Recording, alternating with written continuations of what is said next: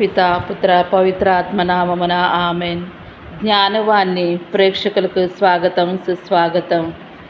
జేసునాథుని తిరుహృదయ పూజిత మాసము 11వ తేదీ. మరణావస్థనందున జేసునాథుని దివ్య హృదయమును గురించి.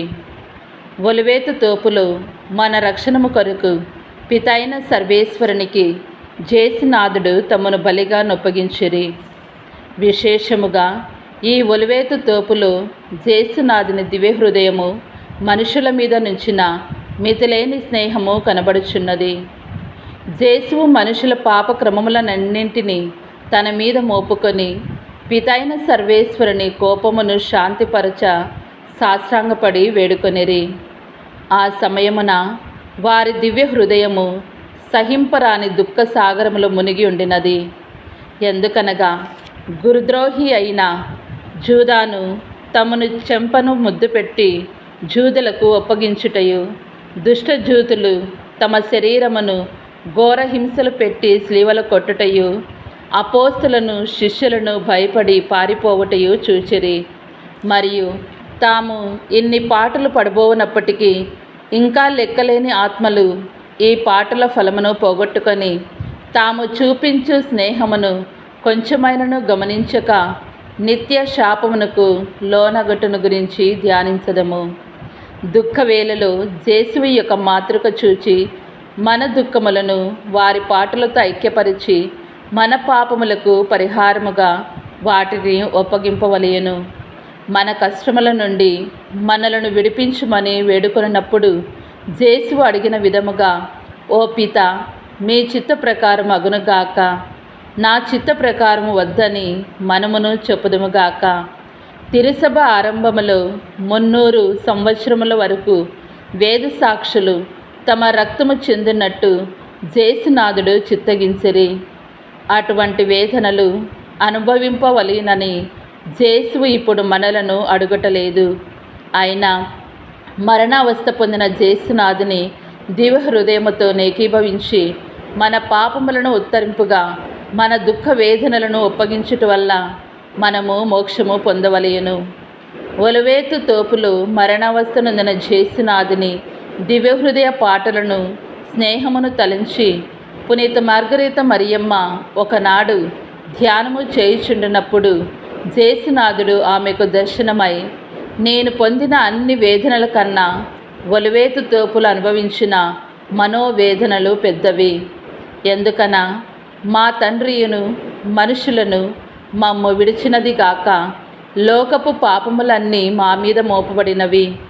నా పిత ముందుగా నేను నేల మీద పడియుండగా వారు నా నిష్కలంకమైన చూడక నా మీద మోపబడిన దోషములను మాత్రం గమనించి వారి నీతితోనూ కోపాగ్నితోనూ నిండిన పాత్రమునకు కడపటి బొట్టు వరకు త్రాగనిచ్చిరని వచించిన పిమ్మట ఆమెను చూచి, కుమారి, మేము ఒలివేతు తోపులు అనుభవించిన దుఃఖమును నీవును పెద్ద గురువారము రాత్రి అంతయ్యను కొంచెమైనను అనుభవించినట్లు మా తండ్రికి మేము ఒప్పగించిన జపములో నీవును ఏకీభవించి నడిజామున లేచి సర్వేశ్వరుడు మనుషుల పాపములను మన్నించి తన కోపమును శాంతిపరిచినట్టుగా నేల మీద సాష్టాంగపడిన మమ్ము ధ్యానించవలెను.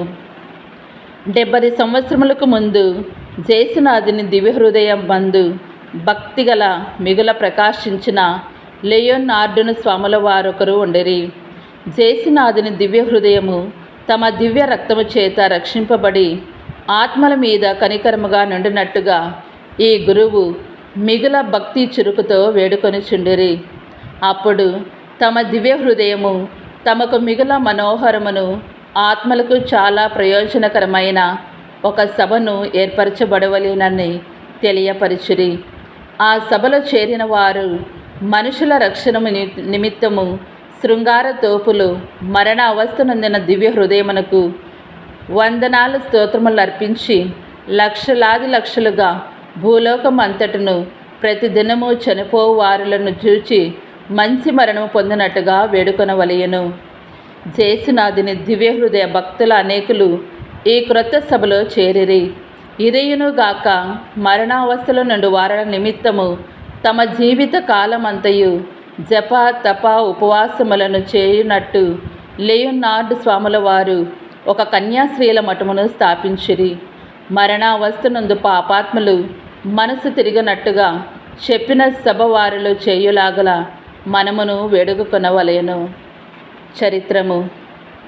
జేసునాథుని దివ్య హృదయము మీద భక్తిగల ఒక మనుష్యుడు ఒకానొకడు శోధనకు లోనై ఘనమైన పాపములో పడెను.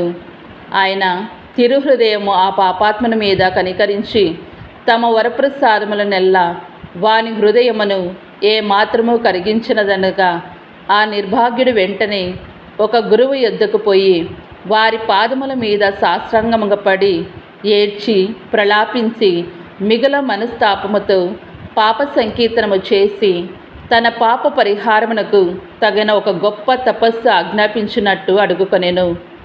ఆ పాపాత్ముడు 7 సంవత్సరములు తపస్సు చేయనట్టు గురువు ఉత్తర్వు చేసిరి. స్వామి, 7 సంవత్సరములు మాత్రమేనా?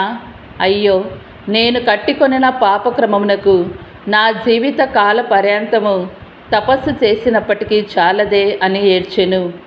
గురువు పాపాత్మని మిక్కుటముగా దుఃఖమును కని, కుమారుడా, 3 దినముల మట్టుకు మాత్రము ఒక ప్రొద్దుండుమనిరి. దీనిని వినగానే ఆ మనుష్యుడు ముందు కన్నా అధికముగా ప్రలాపించి బహు కఠినమైన తపస్సు తనకు కట్టడ చేయుమని బ్రతిమాలి ప్రార్థించెను. జేసునాథుని దివ్య హృదయ కనికరము మన మీదను లోకమందలి పాపాత్మలందరి మీదను విశేషముగా ఈ దినము చావు పొంద పాపాత్మల మీదను వచ్చినట్టు మనమును వేడుకొనవలెను. ప్రతి దినము అనేక లక్షల మంది మరణము పొంది దేవనీతి ఎదుట నిలిచి నిత్య తీర్పు పొందుదురు. కనుక ఇంతమంది మనుషులలో ఒకరును చావైన పాపంలో మృతి నొందుక ఉండినట్లును వేడుకొందముగాక. పునీత మార్గరితమ్మ గారి